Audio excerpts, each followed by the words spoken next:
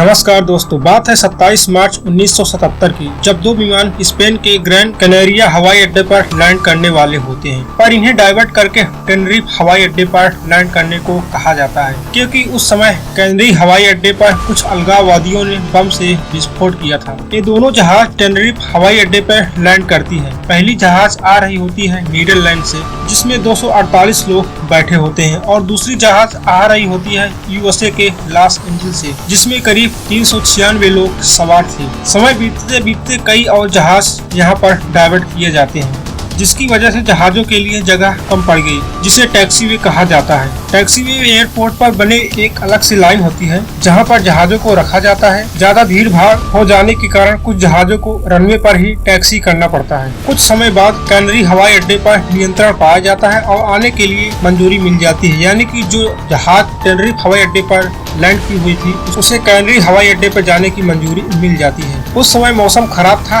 Runway पर काफी कोहरा छाया हुआ था। पहली फ्लाइट KLM 4805 को परमिशन मिलता है कि रनवे की पूरी लंबाई तक जाए और फिर वहां से टेक ऑफ करने की स्थिति में आए, और दूसरा विमान पैन AM फ्लाइट 1736 टैक्सी करने के लिए आगे बढ़ रहा होता है। वहीं दूसरी ओर फ्लाइट KLM 4805 टेक ऑफ करने के लिए स्पीड तेज करता है। कोहरा की वजह से कुछ भी दिखाई नहीं दे रहा था आगे, और जहाज एक दूसरे से टकरा जाते हैं और उसमें सवार सभी 583 लोग की मृत्यु हो जाती है। ये हादसा एयरपोर्ट की सबसे दर्दनाक हादसा बन जाती है। आखिर क्यों वे विमान आपस में टकरा गए, क्या गलती थी? आइए आज के इस वीडियो में समझते हैं पूरी रहस्य। 77. Jeff Flores spoke with a survivor of the deadly crash and looks at how the factors that caused it are still relevant today. Jeff, good morning. Charlie, good morning to you. The unusual events and errors that led to this disaster are almost too hard to believe, even 40 years later. An act of terror at a different airport, miscommunication, weather, and a pilot's mistake. 583 people. The Pan Am and KLM jumbo jets were diverted to Tenerife yesterday after a terrorist bomb explosion. Ready to go. Pan Am pilots heard this, became startled, clicked their mic to say, hey, we're still on the runway. Because of radio interference, the KLM plane wasn't high enough. On contact, it burst into flames and tore the top. Investigators pinned most of the blame on the KLM pilot, Jacob Van Zanten, who was considered such an exceptional flyer. दोस्तों, अगर आप हमारे channel पे नए हैं, channel को subscribe कर लें ताकि आने वाले हमारे सभी वीडियोस आपको प्राप्त हो सके, और पिछली वीडियो जो YouTube पे दी गई है वो भी आपको प्राप्त होने लगे। चलिए शुरू करते हैं अपनी कहानी को। दोस्तों, इस कहानी को जानने से पहले हमें पहले दोनों जहाजों के बारे में जानना जरूरी है। पहली फ्लाइट KLM 4805 जो 248 पैसेंजर को लेकर नीदरलैंड के एम्स्टर्डम एयरपोर्ट से टेक ऑफ करती है और आ रही होती है स्पेन के कब्जे वाले साउथ वेस्ट में लोकेटेड ग्रैंड कैनेरिया आइलैंड पर, और दूसरा एयरप्लेन पैन AM फ्लाइट 1736 जो अमेरिका के लॉस एंजल्स एयरपोर्ट से टेक ऑफ करती है और उसके बाद न्यूयॉर्क के कैनेडी इंटरनेशनल एयरपोर्ट पर रुकती है, और वहां पर कुछ और व्यक्ति सवार होते हैं। उसके बाद वहां से टेक ऑफ करती है और सीधी आ रही होती है ग्रैंड कैनेरिया एयरपोर्ट पर, कुल मिलाकर 280 पैसेंजर के साथ, और इसमें बैठे हैं 16 क्रू मेंबर। दोस्तों, canary group of island Atlantic ocean में मोरक्को के करीब 600 किलोमीटर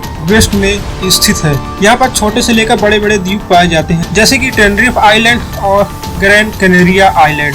जो दोनों जहाज आ रही होती हैं ग्रैंड कैनेरिया आइलैंड पे आ रही होती है, और इन्हें डाइवर्ट करके टेनरिफ आइलैंड पर जाने को कहा जाता है। यह टूरिस्ट के लिए बहुत फेमस भी है। साल 1977 में विश्व भर में कई देश स्वतंत्र हुए। कैनेरिया ग्रुप ऑफ आइलैंड भी स्वतंत्र होना चाहता था और एक नया देश बनना चाहता था, जिसकी वजह से कई दंगे वहाँ पर हुए थे। उसी में से एक अलगाववादी ग्रुप उस एयरपोर्ट पर हमला किए थे, जिसकी वजह से 8 लोगों की मौत हो जाती है, और वहां पर आने वाली सभी फ्लाइट को लैंड करने के लिए परमिशन नहीं दिया जाता है। तो इन फ्लाइट को टेनरिफ आइलैंड पर स्थित टेनरिफ हवाई अड्डे पर डाइवर्ट कर दिया जाता है। पैन AM फ्लाइट 1736 वहां जाने से मना कर देता है और कहता है कि हम साउथ अमेरिका के ब्राजील में लैंड कर लेंगे, उसके बाद वहां जाएंगे, यानी कि ग्रैंड कैनेरिया आइलैंड पर लैंड करेंगे। लेकिन फ्लाइट KLM 4808 टेनरिफ आइलैंड के टेनरिफ एयरपोर्ट पर लैंड हो जाता है। कुछ घंटों बाद पैन AM फ्लाइट 1736 ब्राजील न जाकर टेनरिफ एयरपोर्ट पर ही आता है। इसी के साथ कई और जहाज भी यहाँ पर डाइवर्ट किए जाते हैं, जिसकी वजह से जहाज के लिए टर्मिनल के पास जगह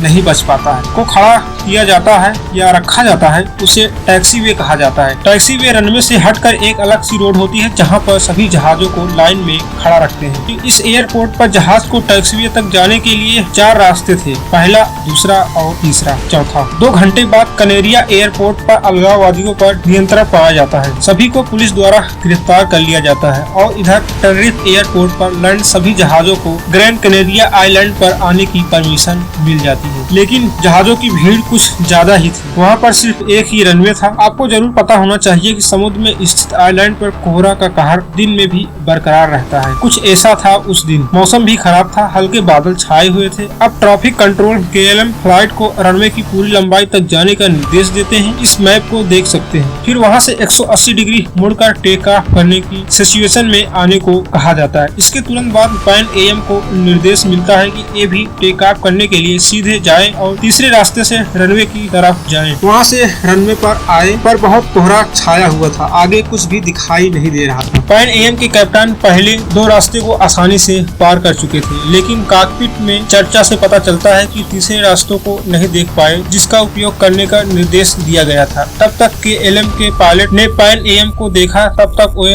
हाई स्पीड में आ चुके थे और 260 किलोमीटर प्रति घंटा की स्पीड से पैन AM को जोर से टक्कर मार देती, जिसकी वजह से बाया इंजन टूट जाता है और टुकड़े टुकड़े में तब्दील हो गए और फ्लाइट तुरंत रुक जाता है और तेजी से उड़ाता हुआ 150 मीटर दूर चला गया और इंजन का तेल बाहर निकलने लगा, जिसकी वजह से कुछ मिनटों में प्लेन में आग पकड़ लेती है। इसके तुरंत बाद ही फायर ब्रिगेड और सुरक्षा कर्मी दल आए और आग को बुझाने की कोशिश की गई, लेकिन शायद कुछ ज्यादा देरी हो गई। सब कुछ जलकर राख हो जाता है। जितने भी लोग थे 584 लोग जलकर मारे जाते हैं। सिर्फ 61 लोग बचते हैं और 61 लोग इसलिए बच गए क्योंकि वे सभी पैसेंजर पैन AM के थे जो जहाज के आगे बैठे थे, यानी कि जहाज के नाके जो होता है वहाँ पर बैठे। टक्कर तो बीच में हुई थी। इस टक्कर में दोनों फ्लाइट पूरी तरह से खराब हो जाता है और कैप्टन मारे जाते हैं और KLM के सभी कैप्टन बच जाते हैं। सिर्फ 61 लोग जीवित बचते हैं। पैन AM फ्लाइट के शुरुआत में 70 लोग जीवित थे, लेकिन जहाज से निकलते समय विस्फोट होने के कारण 9 लोग और मारे जाते हैं। इस तरह से कुल मिलाकर 584 लोगों की मृत्यु हो जाती है। ये बहुत बुरा नजारा था। यह दिन इतिहास में एक काले पन्ने के रूप में इतिहास में